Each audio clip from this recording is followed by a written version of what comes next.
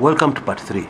Now, a lot of my big fans I always get very irritated when I start talking about spiritual things. They get very irritated when I start talking about especially spiritual things, and even tying them up with history, very boring, blah blah blah. But those are the things that drive human life.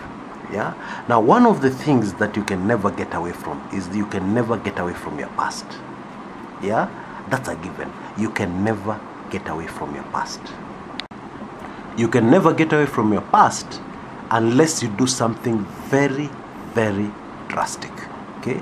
Now, what am I talking about? The Bible talks about the sins of the fathers being visited on the sons. Yeah, generation to generation to generation.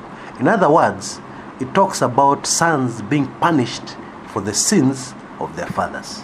Yeah. Now, it took me a very long time to swallow that one. Yeah.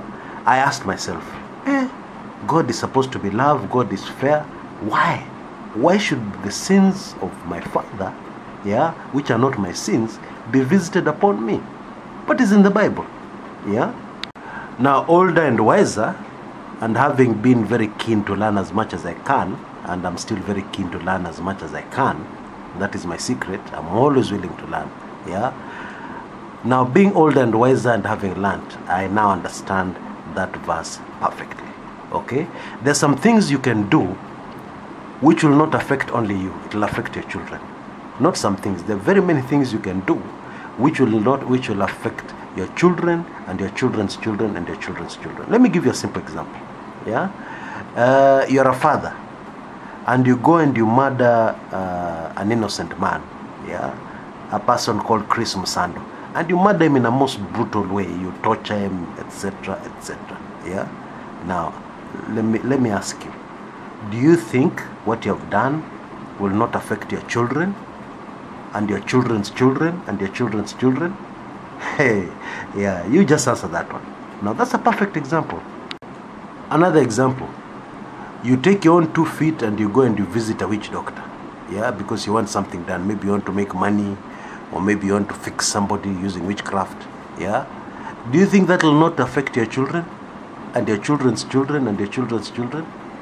Of course it will. Yeah. So this is what this verse means.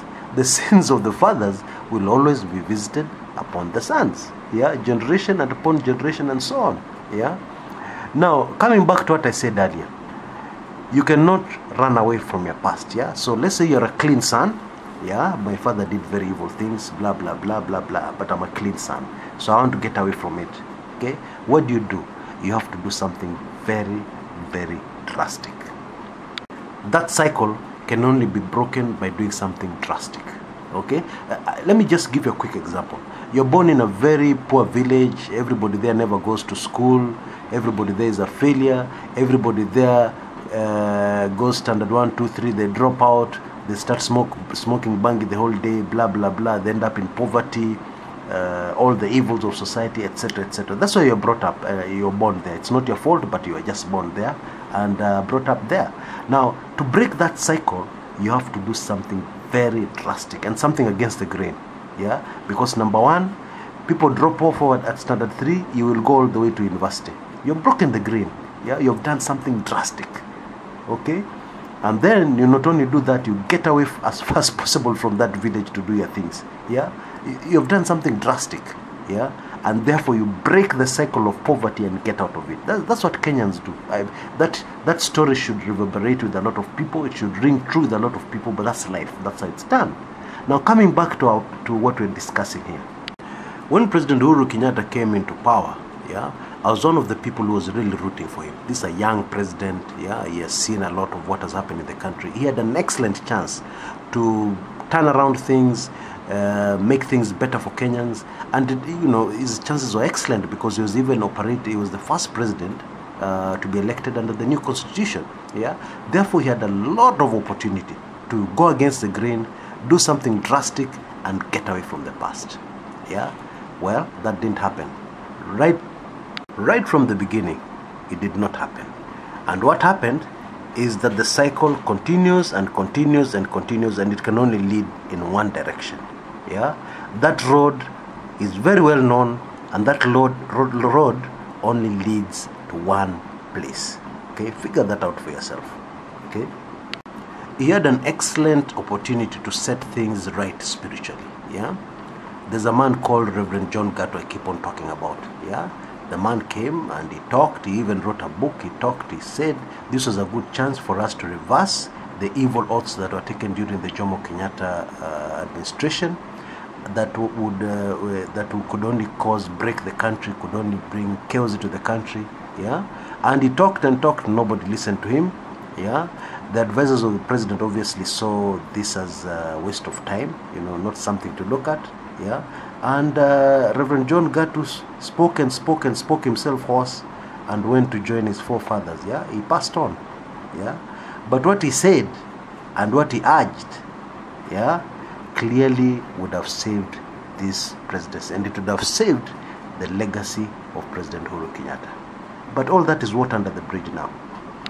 So what faces this administration now is a battle they cannot possibly win. You cannot win a battle against the will of the people. You cannot win a battle against the majority of the majority of the people. It cannot be done. It has never been done. It will never be done. And that is why we continue seeing blunder after blunder. We continue seeing mistake after mistake. And all these mistakes only they're leading Jubilee closer and closer to their destination on that road. Yeah, where Jubilee will have to leave power. Okay? That is very simple. That's really what it is. Nothing drastic was done to end corruption. Corruption is now choking the country. It reaches a point where we cannot, it will not be sustainable anymore. And I believe we've reached that point now. The Kenyan people have just said, no, it has to end somewhere. Okay? This is not Kumekucha saying that. It is what the Kenyan people have said. And you can read the signs very clearly. If you take time to stand back, away from your emotions, away from what you're feeling, away from your tribal feelings, you will be able to see this very clearly. Pick up any newspaper and just leaf through the pages without any emotion, and you'll be able to see very clearly this is where we're headed. And this has nothing to do with Raila Odinga. Yeah, that name comes up normally very fast. Whenever you start talking about negative things of the Jubilee government, the name which comes up automatically, yeah, out of context, out of everything, is Raila Odinga. It has nothing to do with Raila Odinga. It just has to do with the reality on the ground right now. Raila Odinga or no Raila Odinga, what is inevitable is inevitable. And as you listen to this recording, the Jubilee government continues to do things that cannot possibly stand the test of time, and definitely will not stand the test of time. It's really as simple and as direct as that. So in a nutshell, going forward, we should expect a lot of instability, a lot of uncertainty. Yeah, we should expect a lot of shocking news here and there. Yes, because what will happen is that as you go on a road and then suddenly you realize you're on the wrong road, people will start doing desperate things. Yeah, and desperate things normally leads to big news. Yeah, I just pray for God to have mercy on Kenya. Yeah, but that is where we're headed. And it seems clearly, clearly, nothing is going to stop what is about to happen. Now, my intention is not to scare anybody. My intention is not to cause panic. My intention is just to give you the reality of the situation on the ground right now. And that is exactly what I've given you. No need to be scared, no need to panic, because clearly it is all in the hands of God. Okay, that is what has also become very clear. God seems to have a plan. Yeah, or seems is the wrong word. Clearly God has a plan for Kenya. Clearly God is involved in all this. All the things that have happened to Kenya, if you just step back and examine all of them over the last few months, you will realize that God is very much involved. Now, I'm not a pastor. I don't even go to church. But I know God exists. Yeah, God exists. And I know sometimes in a political commentary like this one, a lot of people will say, hey, this guy now has lost it. Yeah, Mungu anaingia wapi kwa political analysis. Yeah, but my answer is very simple. I'll quote what I heard a Nigerian preacher once say, a very famous one, a man called David Oyedepo. Okay, He said he doesn't care. But any man who does not believe God exists is a fool. And he emphasized fool. Yani ni mjinga.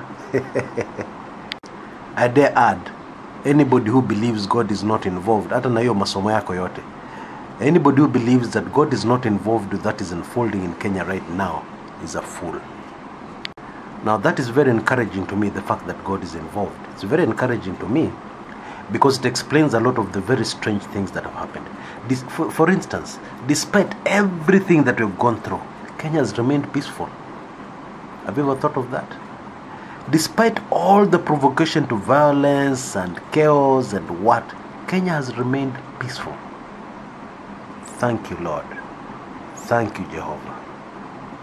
And that leads me to believe this will be a peaceful transition, to where we are going.